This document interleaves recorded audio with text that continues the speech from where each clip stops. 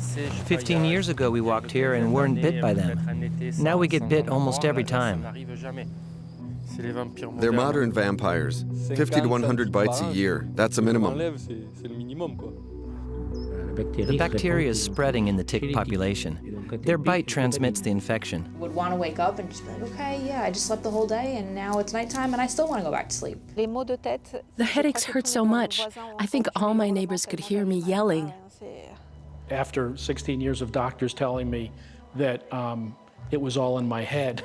No, you're not ill. It's psychosomatic. Go see a shrink or a psychologist. You're crazy. That's what most patients are being told. It's the #1 worldwide spreading vector-borne epidemic. The #1.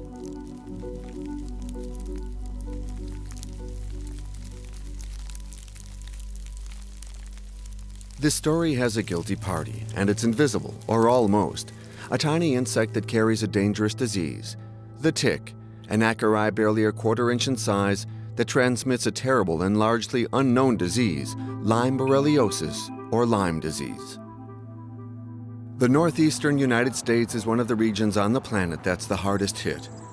In the state of New York, Dr. Ostfeld concentrates his research on the environmental causes for the current increase in the tick population. He doesn't have to search far to collect specimens. A nymph right there. There's another nymph right here. These ticks are everywhere. They're out in the middle of the woods. They're right next to people's houses. They're right next to roads. That's one of the reasons why Lyme disease is the threat that it is. And so these nymphal ticks, this stage that we just pulled off the cloth, are responsible for the vast majority of Lyme disease cases and other tick-borne diseases as well. Invulnerable and camouflaged, perched atop blades of grass, patiently lying in wait, the tick is a solitary hunter. It can wait for weeks before attaching itself to its prey. It's armed with dual appendages called chelicerae and a harpoon-like hippostome. The chelicerae pull themselves into the skin.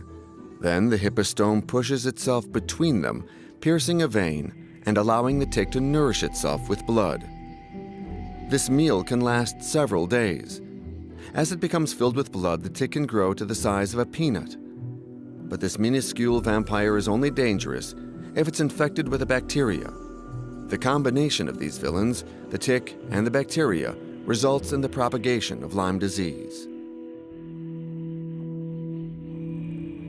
The tick inoculates its host with Borrelia bacteria. The full name is Borrelia burgdorferi. The inoculation occurs in the skin. A circular rash may appear in 2/3 of the cases. It doesn't remain constant. Often, it isn't taken seriously by a doctor or a pharmacist or a family member. It's considered a simple insect bite and it goes untreated. If untreated, the disease evolves for several weeks in a subacute form. Then, within months or years, the disease becomes chronic.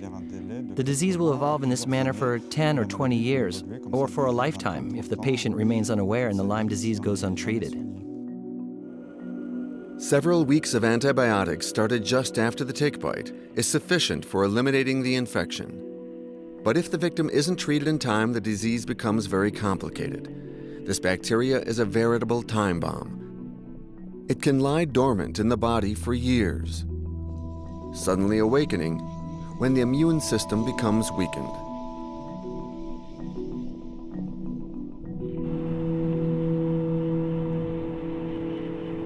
Judith Alberta doesn't remember being bitten by a tick. She's a pilot, and at the start of her career, she suffered from periods of severe fatigue. But this wasn't enough to worry a woman who flies at 20,000 feet. Then one day, the disease manifested itself. It's much later, after starting at Air France and becoming a flight instructor, that I began having problems. I had joint pains in my back, at the top of the spine, in my cervical vertebrae. I had vision problems. I began having trouble speaking, which created a big problem in my work as an instructor.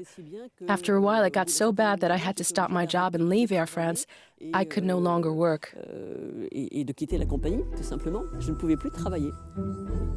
It took years before she was able to identify the source of her problem. She saw specialist after specialist, but Lyme disease was never evoked as a possibility. 37 medical visits in 10 months between June 2008 and April 2009, and no results. Ma'am, you have no illness.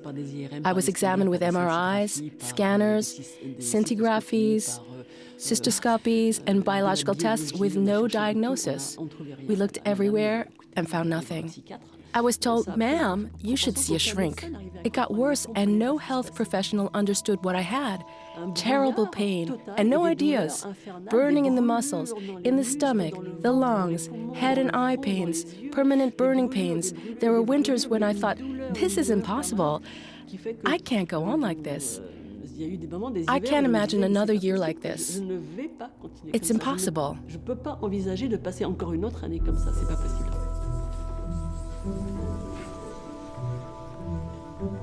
For the victims of Lyme disease, the incapacity to diagnose it is a terrible ordeal, and patients' physical suffering is augmented by the disease's lack of official recognition. This is Lyme disease's surprising paradox. Statistically quite frequent, to doctors, it's not well known and often badly diagnosed. This is partly due to the very low number of specialists. To meet with one of the world's top specialists on Lyme disease, we'll travel to New York State. Dr. Horowitz opened a specialized medical center where hundreds of new patients come each month.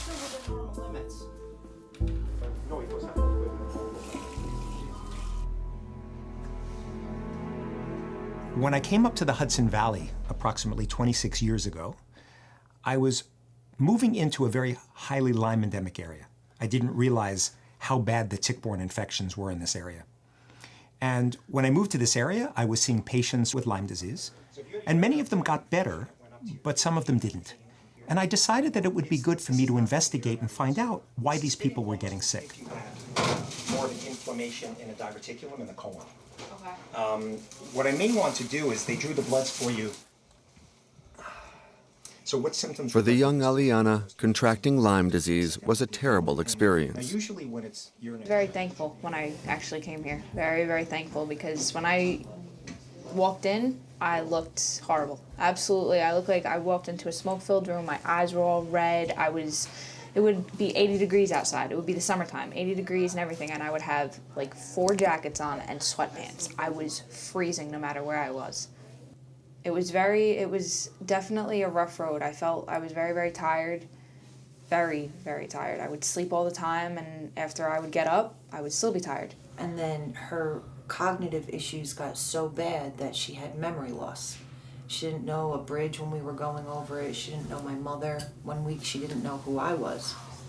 But before her disease was identified, some doctors proposed a curious diagnosis. I went to a pediatrician at first, and she was very okay. She's feeling around my stomach, seeing what's going on, and in the end, she pretty much just said it was all in my head, and that I'm a kid, and I just want drama, and... Unfortunately, stories like Aliana's of medical errors occur all around the planet, even in the United States, where the threat of Lyme disease is well identified. William lives in Maine, where he found no medical support for years. Well, I don't treat for Lyme disease.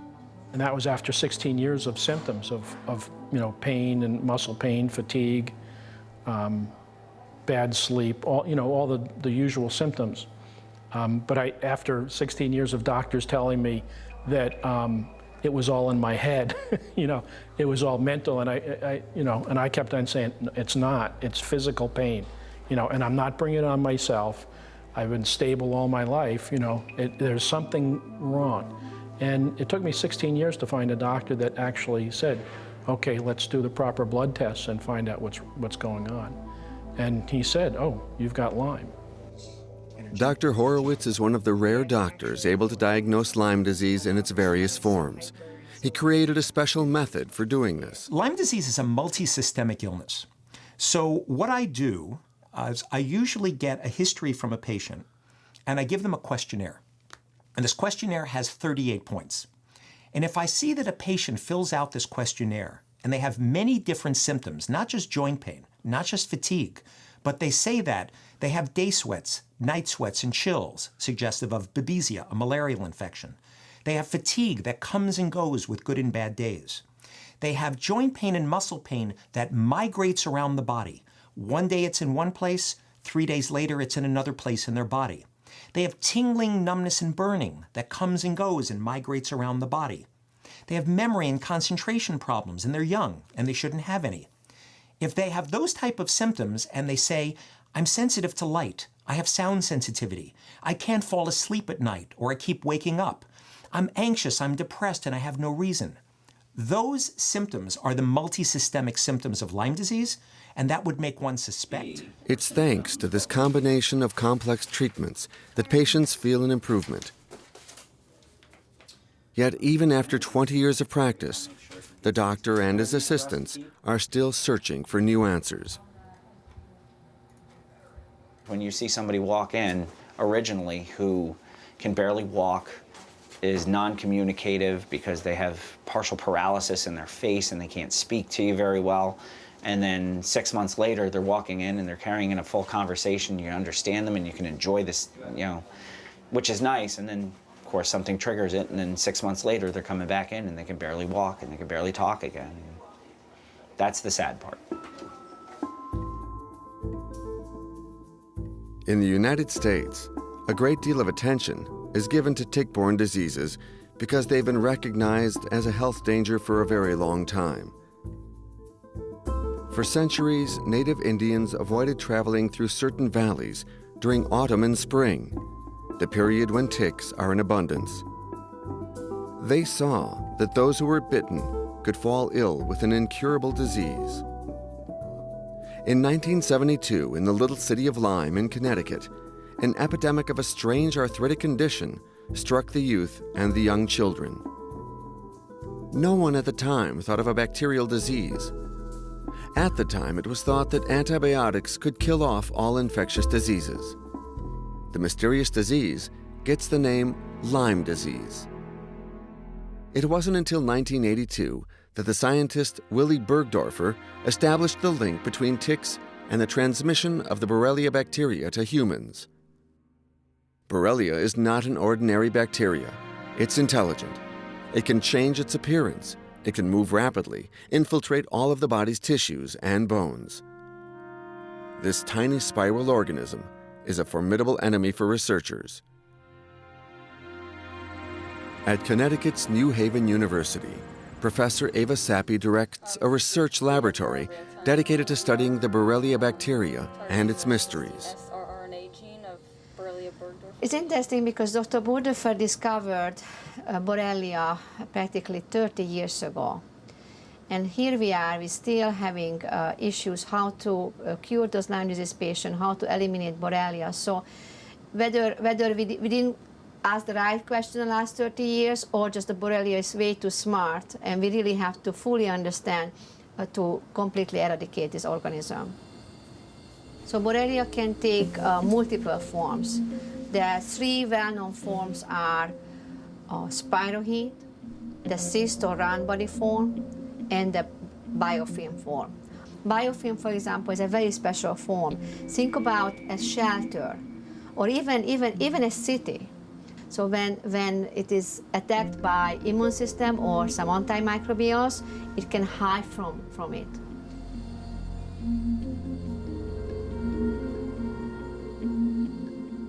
It's a very virulent bacteria. And the problem is, it knows how to change form, how to hide in the body. It goes inside the cells where it hides. It creates blebs, pieces of DNA, like decoys. which go out, and your immune system goes after the DNA, but the bug is hiding inside your cells, and your cells become a target for the immune system with an autoimmune type reaction. And it even exists in places where antibiotics do not penetrate well. If it goes deep in the joints, deep into the eye, deep into the glial tissues of the brain, antibiotics do not penetrate well in these areas to kill it off. So the bacteria is extremely clever. It has more DNA than any other bacteria on the face of the planet. A bacteria that's so intelligent that with the complicity of the host tick, it propagates unhindered. In the US, 2013's official health statistics recorded 10 times more cases of Lyme disease than the previous year. That translates into 300,000 new cases per year. This is a spreading epidemic. I've visited Europe. I've been to France. I've been to Germany. I've been to England.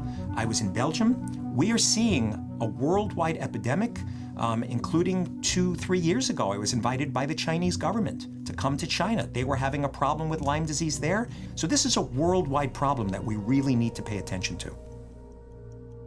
The epidemic developed out of two principal territories, the United States and a second zone in Eastern Europe stretching to Asia.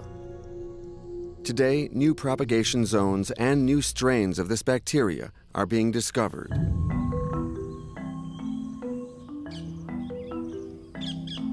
In Africa, some French researchers who came here to study malaria have shed new light on the importance of Lyme disease, or Lyme borreliosis. They found it in about 10 countries in northern and western Africa. Here we're in Senegal, south of Dakar, in the village of Dielmo.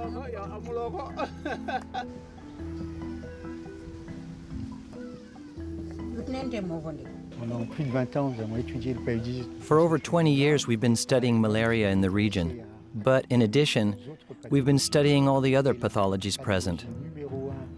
The number 2 disease just behind malaria is borreliosis. Some years, we've seen up to 1/4 of the village's population infected with Lyme disease. And it's almost always mistaken with malaria. Sometimes it's mistaken with a type of malaria that's resistant to medication. Yet the illness is actually something quite different. It's Lyme borreliosis, a bacterial disease that has spread widely throughout Africa. Thanks to Dr. Tropp's team, the entire village has a new awareness of the dangers of this disease.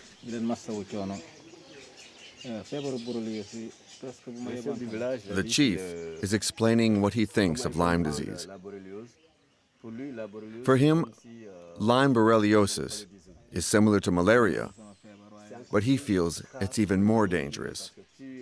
Because with Lyme, you get a strong fever, and you feel like your bones are going to break on the inside. Reinforced surveillance combined with good prevention techniques help to control the effects of the infection once it appears. Every day we visit different villages to see who has fallen ill. We take the children's temperature, and each time that we find the symptoms, we ask that they fill out a questionnaire, and we also take a biological test.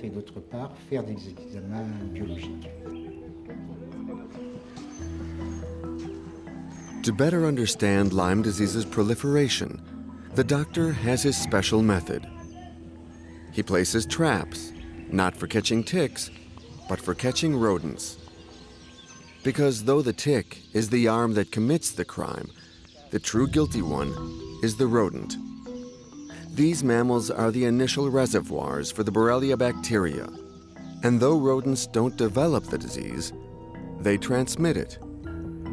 One of these mammals can carry 100 ticks and contaminate them with the Borrelia bacteria. Later, when the tick nourishes itself with the blood from a vertebrate, such as a human, it transmits the infection. Last night, we captured 11 specimens of 4 different species. One is a gerbiliscus, and we have 2 species of mastomys.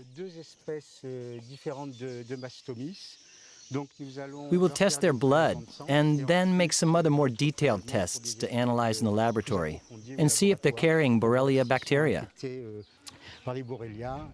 And these rodents carrying their cargo of ticks can often infiltrate into homes.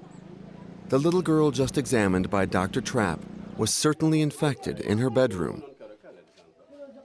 C'est la grande, hein? Oui, c'est la grande. C'est la grande. Donc c'est toi, donc voilà, ça va. Non, ça va? Oh là là, elle pleure, elle est intimidée. A priori, tout est rentré dans l'ordre. It seems the treatment is working. Elle a eu 10 jours de traitement. She's had 10 days of antibiotics. Normalement, Now, normally, she should be cured. voilà. Normalement, elle est guérie, là maintenant. On va voir s'il y a des terriers. We're going to try to find rodent nests in the home and in the bedrooms, because the rodent population is very high in the fields and in the forest. But they are also very present in homes where they find plenty to eat. De nourriture, c'est le lit. Voilà. Ah oui, là il y a un terrier. Here we have an active nest. Probablement un terrier. It's probably the home of some mastomys. Sous le ciment. They've dug through the cement floor. There are certainly ticks inside. The person sleeping in this bed was bitten last week and contracted borreliosis. Here's the obvious explanation why. The mastomys nest is next to the bed, so the ticks certainly got into the bed, attracted by the sleeping person, and they transmitted Lyme disease to the person. About 30 to 40% of ticks in this region are infected with borreliosis.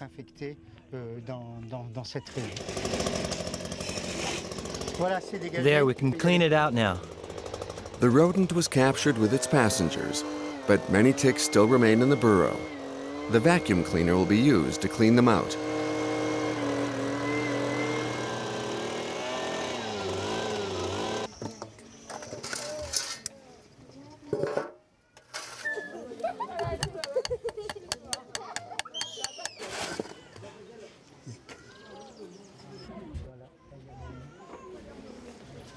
Deux, trois, 4, 5, oui, là, ici, voilà. Voilà, il y en a qui sont bien gorgés. Some of them are full of blood. The time has come for harvesting the ticks. They'll get the same treatment as the rodents. After being collected, Dr. Trapp will test their level of contamination. Around the world, the growing danger from the spread of Lyme disease is far from understood. The dangerous triangle, bacteria, rodent, tick, is progressing on a very open road. One reason for this is that the forests have become more and more split up, eliminating many of the contaminated rodents' natural predators. High numbers of rodents means more ticks and a higher risk of the spread of Lyme disease. Shake the mouse into a bag so that I count the ticks, collect data before letting it go.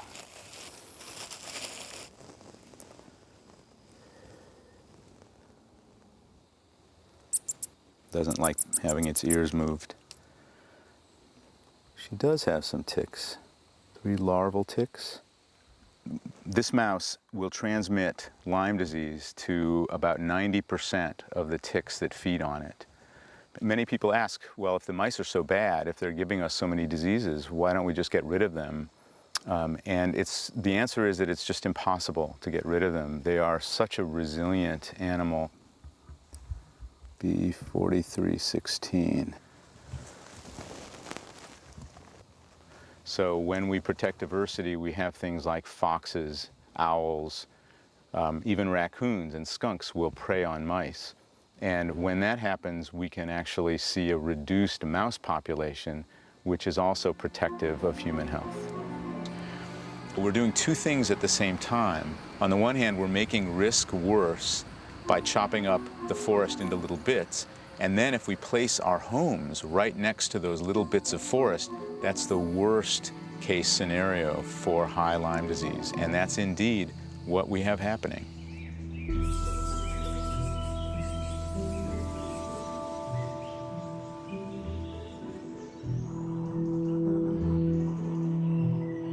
And Europe is not free of risk.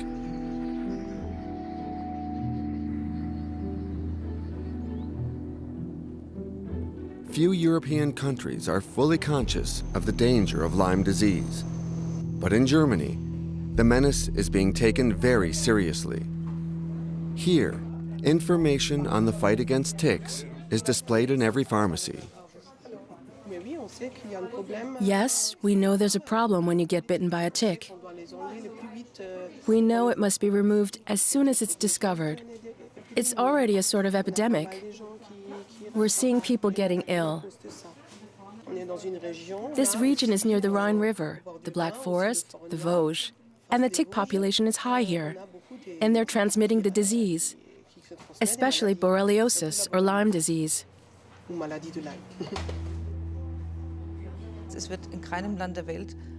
No country in the world counts the number of people infected with borreliosis. But in Germany, we see statistics that indicate we have an epidemic. Each year, the number of infected people increases by 10 to 15%. Estimations are that 1 to 2 million people in Germany are infected. For 80 million inhabitants, that's 1 in 80.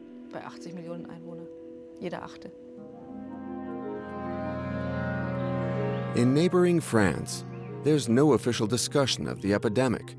On the contrary, Lyme disease is officially categorized as a rare disease. But the number of infected victims is higher than believed. For this family doctor in Alsace, this affair could be called a case of medical denial. It's not a rare disease. In a family practice like mine, we see hundreds of cases. Those types of numbers mean it's not a rare disease. And if you look at the statistics in Germany, you have to wonder why there's such a difference with France. A few kilometers away, they report 200 times more cases than here in France. Is the Rhine River stopping Lyme disease like they said it stopped Chernobyl's contamination? Why would France not measure the full impact of the spread of Lyme disease? It may be hard to believe, but Professor Perron thinks that the state-approved system for detecting Lyme disease produces lower numbers than the true count of infected people. The problem today in testing for Lyme disease is that 30 years ago, it was officially classified as a rare disease. So now, the testing protocol is such that we can never conduct tests on over 5% of people who come up positive in a given population. They have created a ceiling for testing. In my own experience with some patients, I have seen that the same individual who gets tested in different regions on the same day or same week can get different results. In other words, a patient considered non-infected in one region would get a positive result in another region because the test sensitivity varies from one region to another. In addition, there are the scientific uncertainties. Today, some are calling into question the accuracy of the test.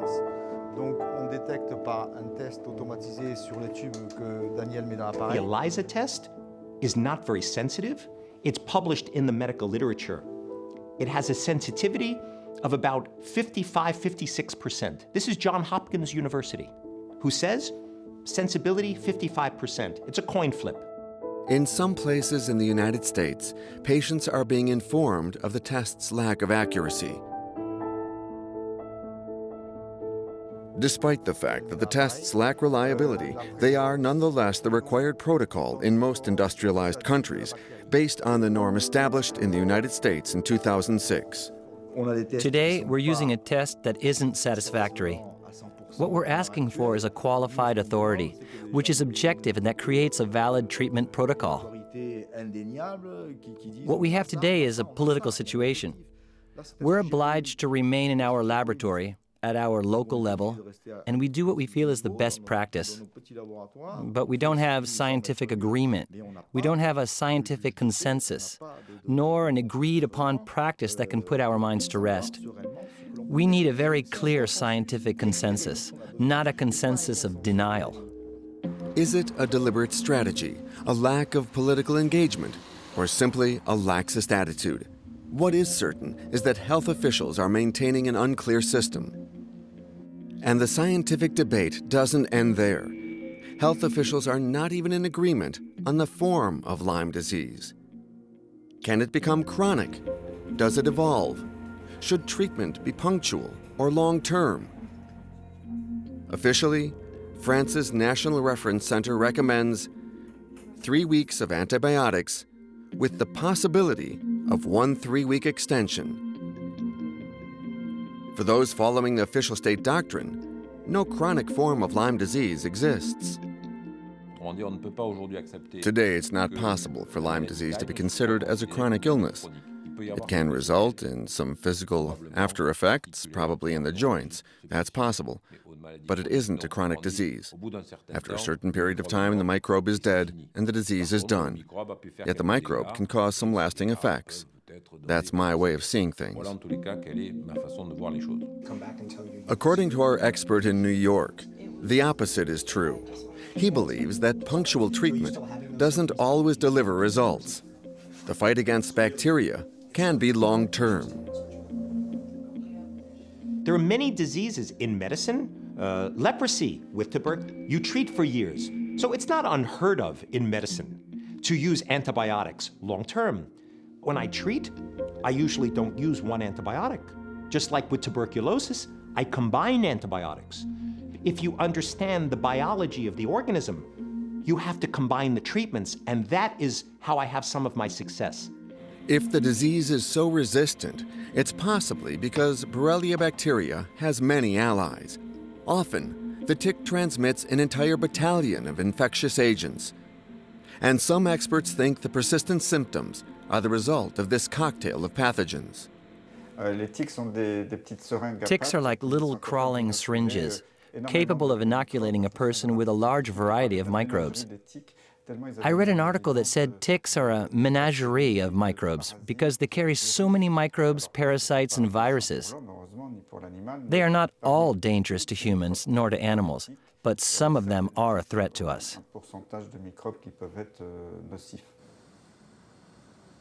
First of all, our co-infection rates were extremely high. It's so high that we had hard time publish the data.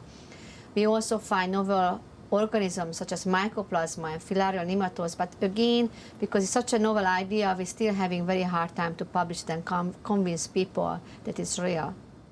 The ticks are containing multiple infections. With one bite, you can get Ehrlichia, Anaplasma, Babesia, tick-borne encephalitis viruses, Bartonella. You can get all these different organisms, and it overwhelms the immune system. So your immune system can't keep up with all of these organisms at once, and it becomes overstimulated. And what happens with an overstimulated immune system is you get autoimmunity. So your immunity, in some cases, goes down, but in some cases it gets overstimulated. Actually, it can happen at the same time. All of these inflammatory cytokines, these molecules that cause inflammation, it causes the joint pain and the swelling and the memory problems and the pain and the fatigue. Once you hit the infections and you lower the inflammation and you balance the immune system, people get better. So I call this the 3 I's for chronic disease. You must treat infection, inflammation, and immune dysfunction.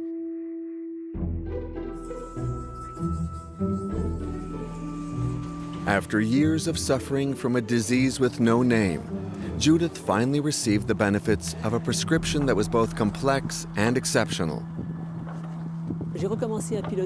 I began flying again in January 2011, after 3/4 of my treatment period, which was initially an alternative treatment, followed by an allopathic treatment with very strong doses of antibiotics.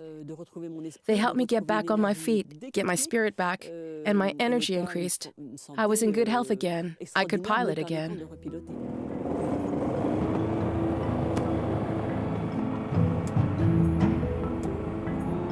Though Judith now feels better, the disease still weighs heavily on Joanna. Her life these past 7 years has been punctuated by regular visits to Professor Perron, head of the infectious disease unit at Garches Hospital on the outskirts of Paris.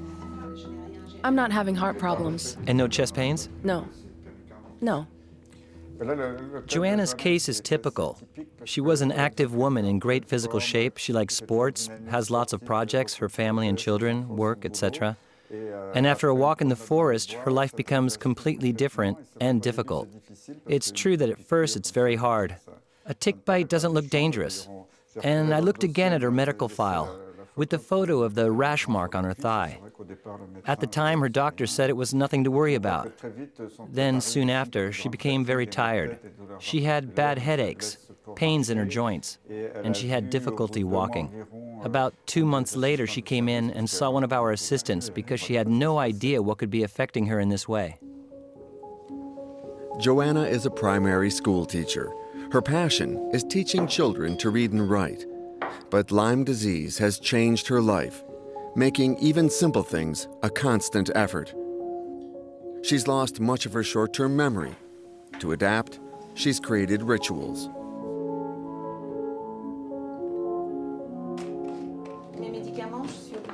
I have to put my medicine out in front of me on the table every day. I have to place things in front of me. I have to use Post-its to remind myself of things to do. But it's complicated because I can forget that I wrote something on a Post-it, and I don't have a good attention span. I have big problems with concentration. Over time, Joanna's health has improved, thanks once again to a long-term treatment. After 7 months of treatment, I felt better for about 5 minutes. It didn't last. It went back to being bad. But I had the 5 minutes. 10 minutes the next day, then 10 hours the next day. After that, things began getting better. Science's combat against Lyme disease has only just begun.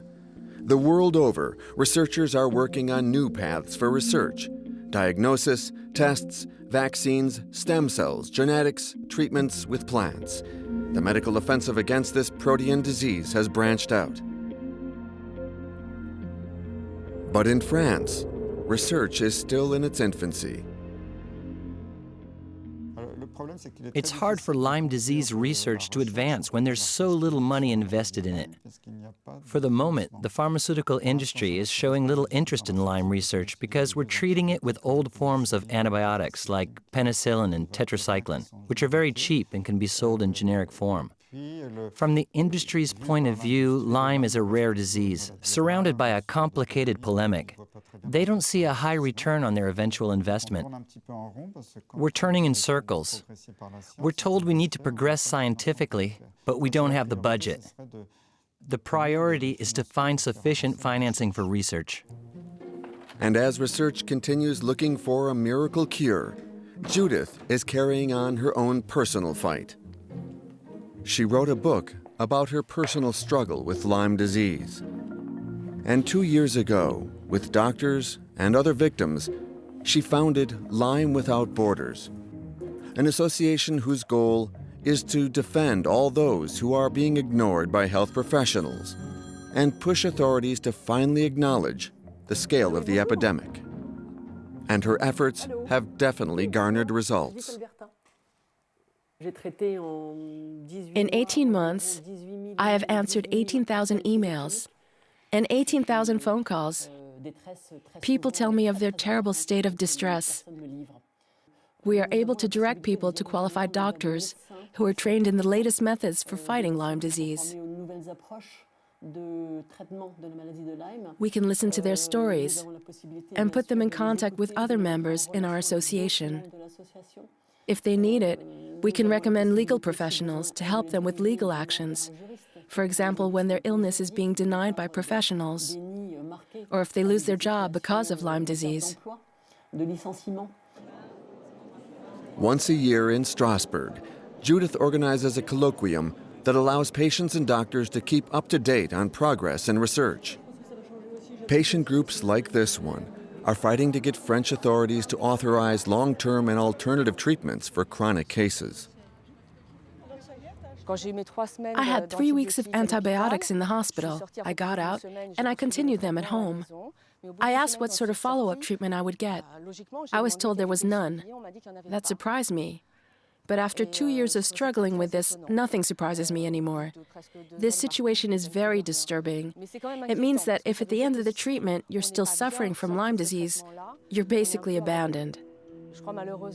Unfortunately, I feel the situation is so complicated that one must consider looking elsewhere, even going abroad, to get treated correctly. To hear the opinions of top experts, the association calls upon doctors from the world over. Dr. Horowitz from New York has come to speak.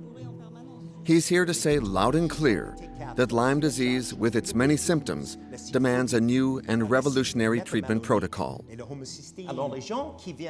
Patients come to me saying that they've seen 20 doctors and yet they still don't know what to do. It's as if a person told a doctor, "I have a pain in my foot. I have 16 nails in my foot," and the doctor takes out 2 nails. The patient comes back again and says, "I still have pain and 14 nails in my foot." The doctor responds, "But I took out 2. The patient says, "Yes, but I still have 14 nails." The participants brought a positive message. They said it's possible to live very well with Lyme disease, even if one can't be cured of it. They spoke in a very probing and factual way about elements that are divergent from France's consensual vision of the illness. They brought practical information that we'll be able to put to use. So the conference has helped to filter the mass of relevant information, so people no longer feel lost and unable to act in the face of all this information. The association also helps patients fight for recognition through legal channels. Lyme disease often keeps victims from being able to hold a steady job. So much needs to be done to keep victims' physical suffering from being compounded by financial difficulties. I was getting workers' compensation for 3 years. Then I had to see an insurance doctor. He told me that I was 100% capable of working. He didn't want to take my symptoms into account, despite the results I had from the German tests I'd taken.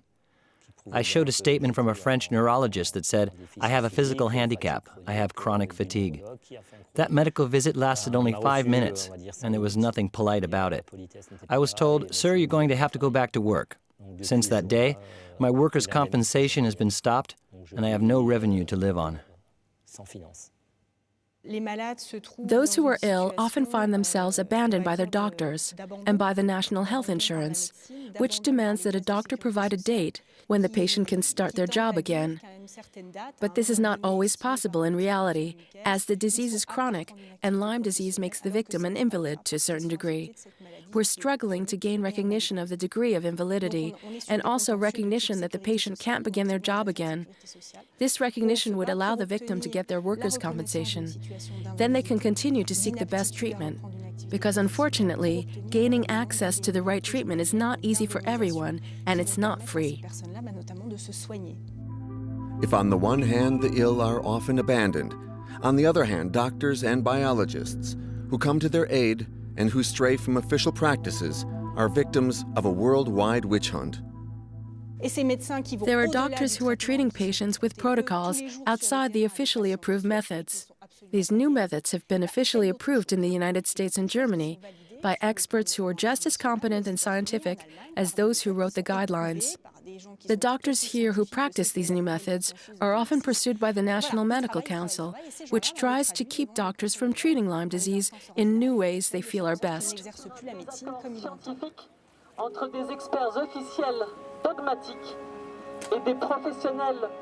Judith has made her life's combat the defense and aid of Lyme's victims.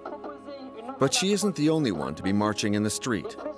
In France, in Europe, and around the globe, protests are being organized. In 2013, the very first Lyme Disease Awareness Day saw tens of thousands of protesters gather from Vancouver to Warsaw, from Melbourne to Stockholm.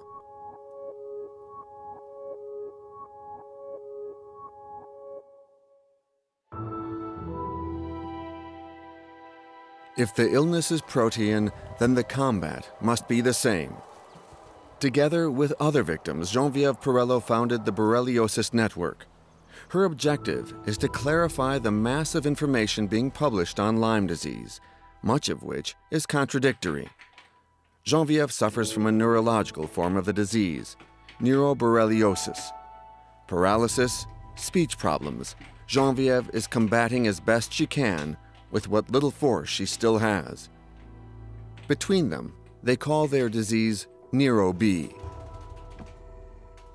In our borreliosis network, we are all Neuro-B, meaning that we are not able to hold a long-term job and carry on an effort in the long term because we must fight. This is why we have said we will go forward in a soft way. We will struggle softly to win a fight that we can't win in a forceful way. We can't slam our fist on the table. Sometimes we can't even move.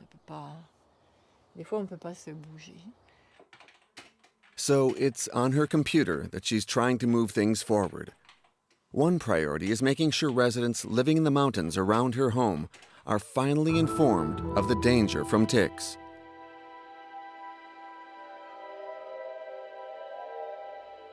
There is no information signaling even a minimum alert.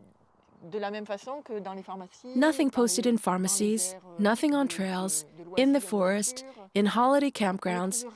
Nothing is posted on panels, for example, to alert people about tick infestations. This is because it upsets the hotels, the restaurants, all those involved in mountain tourism. It's very hard for a mayor to convince the town council that a panel must be put up to inform tourists of the danger of ticks. A panel that says, "Beware, there are ticks in the area." Local officials are afraid that the baker won't come to open up a shop here because there are no tourists. It's really a big problem, because if nothing can be said about the ticks, where are we heading? It's the official silence that makes her angry. Why is there no information in all of the pharmacies? Why has the government not put an information campaign into place with big panels, with loudspeakers, in doctors' offices, and in all the regions? Why is there no information campaign for doctors? Because we know that the ticks are everywhere. They're all around.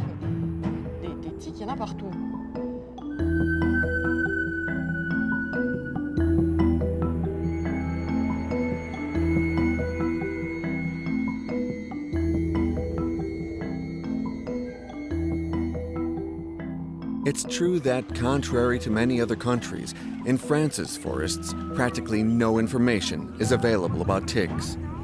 The map for hikers, forbidden behavior, and fire risks are written in black and white, but there's no mention of ticks and Lyme disease. One of France's only warning panels is here. It's in the forest of Sénart, near Paris. It's Joanna who had it installed, with the help from her local town council. If I'd had that information before I became ill, I would not be ill like this today. I had no idea that the disease existed. Back when I was bitten by the tick, I had never heard of Lyme disease, and the information would have helped to shorten the time needed by doctors to diagnose my illness. I would have begun my treatment earlier. I would have been in better health because of that. So this information is definitely needed, and it's still lacking. 3 million visitors a year walk in this forest. Among the surrounding villages, only Hier considered it important enough to inform visitors of the danger of contamination from ticks. Yet the precautions to take are very simple. The day I was bitten, it was May 1st, and it was cold. I wore jeans and tall boots. Yet the tick climbed up my leg to my waist. If I had had the information, I would have tucked my pants into my socks, and I'd have been almost completely protected from the tick bite. Pull up socks. Avoid going into tall grass. Wear clothing that covers your skin. Use repellents. Search for ticks on your skin after your hike. If you have a tick, remove it with tweezers or a tick twister, but never with your fingers.